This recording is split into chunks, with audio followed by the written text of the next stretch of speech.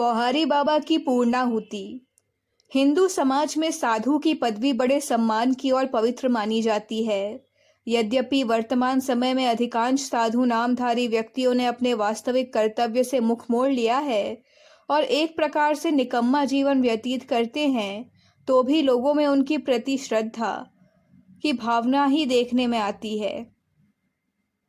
कारण यह है कि इस देश के अनेक बड़े साधु भी अपने को इस प्रकार अप्रकट रखते हैं कि अनजान व्यक्तियों को उनकी महानता का पता ही नहीं लग पाता। इसी प्रकार कितने ही साधु परोपकार का कार्य स्थूल शरीर से न करके मन अथवा भावना द्वारा करना ही अधिक श्रेष्ठ मानते हैं। उनको भी थोड़े से निकटवर्ती लोगों के सिवाय और कोई नहीं जानता। गाजीपुर संयुक्त प्रांत के पौहारी बाबा इसी श्रेणी के एक महापुरुष थे। पौहारी बाबा का जन्म आज से 120 वर्ष पहले जौनपुर के प्रेमापुर गांव में हुआ। उनकी एक आंख शीतला के कारण बाल्यावस्था में ही जाती रही थी, जिससे उनके माता पिता दुलार में उन्हें शुक्राचार्य कहकर पुकारते थे।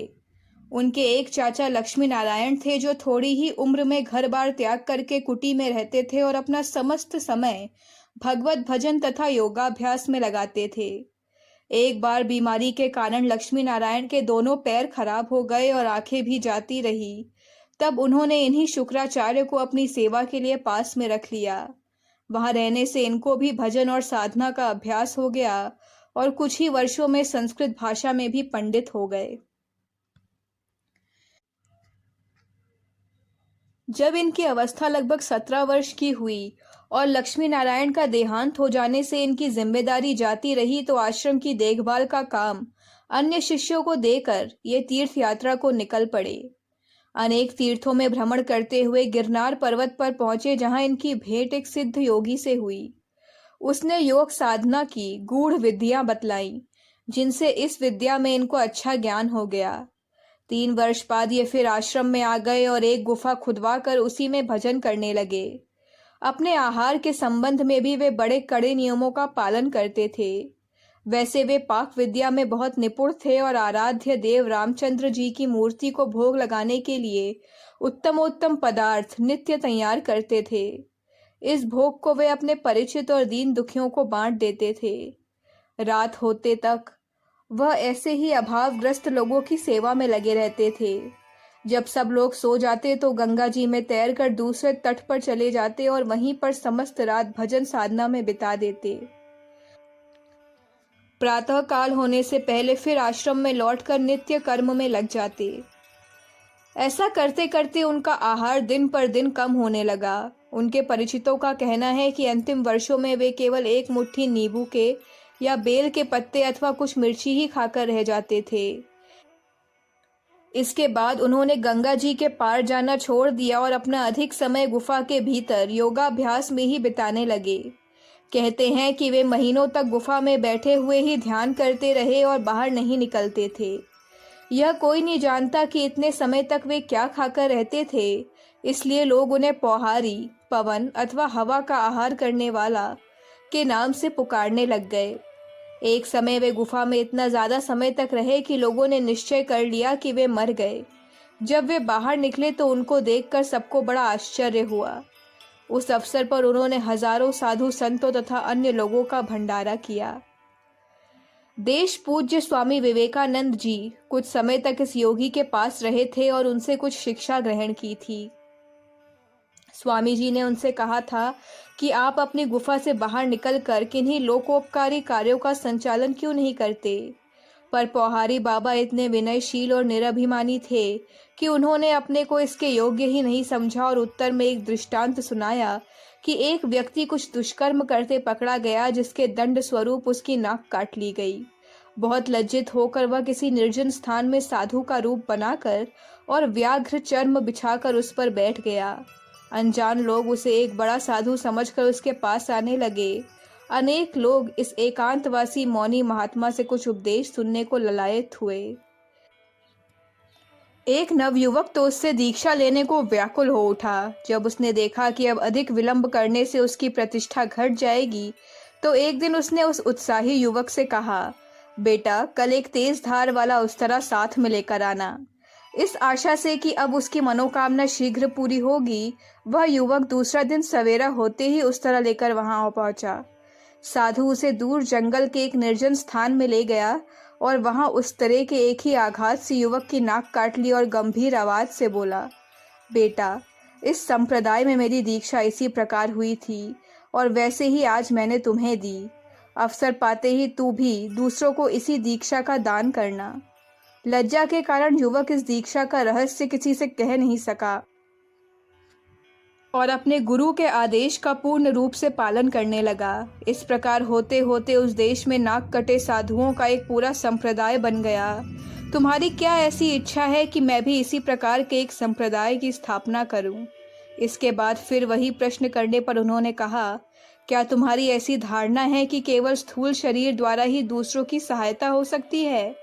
क्या शरीर के क्रियाशील हुए बिना केवल मन ही के द्वारा दूसरे मनों की सहायता नहीं की जा सकती?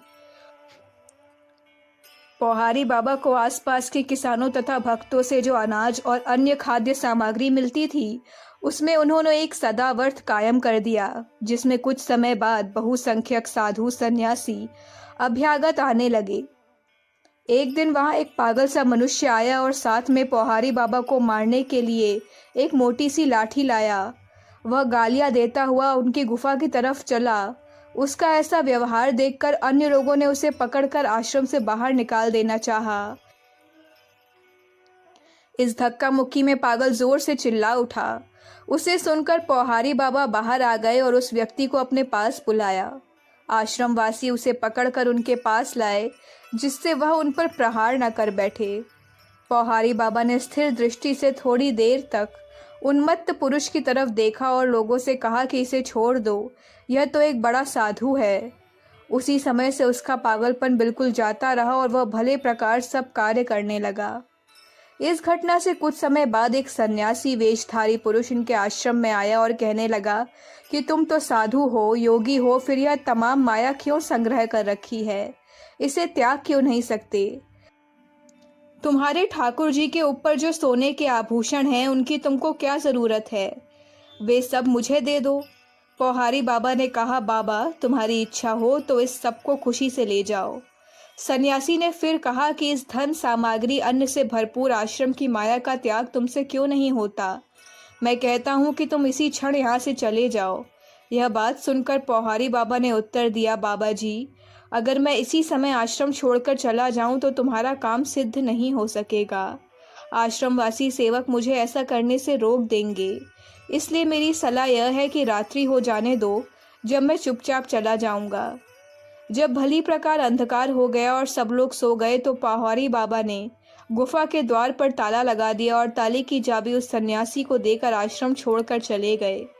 दूसरे दिन सवेरा होने पर जब शिष्यों ने कुटी में ताला लगा देखा तो उनको बड़ा आश्चर्य हुआ और यह समझकर कि हो न हो यह सब इसी सन्यासी की करतूत है, वे उसे मारने लगे। आश्रम का मालिक बनने की बजाय जब सन्यासी की वहां इस प्रकार पूजा होने लगी तो वह जल्दी से 9-2-11 हुआ, पर पौहारी बाबा बहुत ढूंढने पर भी कहीं न मिल सके। अंत में 1 वर्ष बाद उनके एक भक्त को पता लग गया कि वो कहाँ हैं और बहुत समझा बुझा कर उनको फिर आश्रम में लाया गया। एक बार कोई चोर उनके आश्रम में चोरी करने को घुसा और जो कुछ मिला उसे गठरी में बांध कर जाने लगा। इतने में पौहारी बाबा जाग गए। इनको देखकर वह भयभीत होकर गठरी फेंक कर भाग गया। ये भी गठरी उठाकर उसके पीछे दौड़े और चिल्लाकर कहने लगे कि यह गठरी तुम्हारी ही तो है, ले जाओ। बहुत दूर तक दौड़ने पर ये उसके पास पहुंच गए और पोटली को उसके पैरों के पास रखकर विनय पूर्वक कहने लगे, तुम यह सब सामान ले जाओ, क्योंकि यह तुम्हारा ही है, मेरा नहीं। किसी समय काले सांप ने उनको काट लिया, जिससे वे बेहोश हो गए। उनके पास में उपस्थित लोगों ने समझा कि वे मर गए, पर थोड़ी देर बाद होश में आकर उठ बैठे। जब लोगों ने उनसे इस घटना के विषय में पूछा तो कहने लगे कि वह नाग तो हमारा प्रियतम का दूत था। अपने जीवन के शेष 10 वर्षों में वे लोगों को दिखाई नहीं पड़े। उनके दरवाजे के पीछे कुछ आलू और थोड़ा सा मक्खन रख दिया जाता था और रात को किसी समय जब वे समाधि से उठते थे तथा ऊपर वाले कमरे में आते थे तो इन चीज़ों को ले लेते थे। पर जब वे गुफा के भीतर चले जाते थे तब उन्हें इन चीज़ों की भी आवश्यकता नहीं पड़ती थी। उन दिनों में अगर वे किसी से भी बात भी करते थे तो बीच में दरवाज़ा बंद करके भीतर बैठे बैठे ही बात कर लेते थे। एक दिन अंधेरी रात्रि में पौहारी बाबा गंगा स्नान करके नदी तट पर कुछ योग क्रिया कर रहे थे। दैव योग से उनकी क्रिया में कोई विघ्न पड़ गया। इससे उनकी तबीयत बिगड़ गई और उन्होंने शरीर के अंत करने का निश्चय कर लिया। सन 1896 की गर्मी की ऋतु में एक दिन आश्रमवासियों ने देखा कि पौहारी बाबा की कुटी में से सफ़ेद रंग का धुआं बहुत अधिक निकल रहा है और उसमें से मांस के जलन की गंध आ रही है। उन्होंने दरवाज़ा तोड़ डाला और कुटी के भीतर घुसकर देखा कि पौहारी बाबा का देह हवन कुंड में जल रहा है। इस प्रकार उस महायोगी ने स्वयं को ही पूर्णाहुति के रूप में होमाग्नि को अर्पण कर दिया। कुछ ही देर में उनके प्राण ब्रह्म रंध्र को भेद कर अन्य लोक को चले गए। अखंड ज्योति दिसंबर 1959 पृष्ठ संख्या 25, 26, 27। हमारे YouTube चैनल विचार क्रांति दूत अखंड ज्योति पत्रिका को सब्सक्राइब करें एवं अगली वीडियोस प्राप्त करने के लिए बेल आइकन दबाएं। धन्यवाद।